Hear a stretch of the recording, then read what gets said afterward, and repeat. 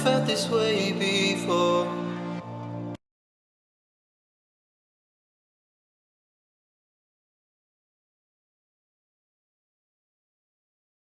Joining a pallet company delivering all over the UK.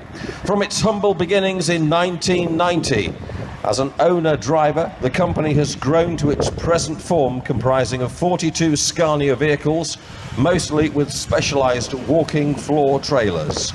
And we'll be lining up the vehicles in the centre of the arena, and we'll be having a chat with one or two of the people there from S. Walker Transport Limited.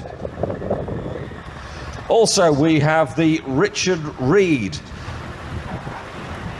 Transport, and their story began in 1946 when Mr. Richard Reed Sr. made two decisions that were to affect him for the rest of his life.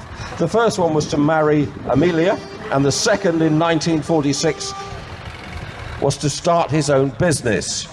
Richard had been influenced by the success of his father, who'd been hauling since 1913, and on his return from wartime service with the Royal Navy, he gave up his driving job with his brother's firm to build up a stake to launch his own transport business. Richard went in for sinking wells, not for oil but for water. There were no sophisticated drilling rigs to use. All that he had was a spade and the bend in his back.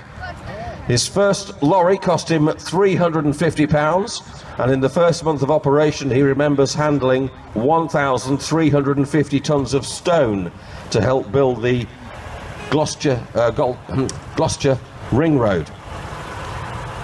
Extra contracts soon followed and the additional lorries were bought, and shortly afterwards Richard bought his first new vehicle, a Bedford four-wheeler.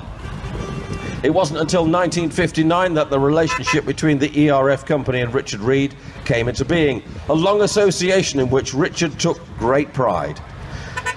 At that time, Richard purchased his first ERF registration TDG 689, and it was the first articulated tractor unit in the fleet. During the 1960s, Richard and Amelia ran a fleet of 87 vehicles, an all-time high for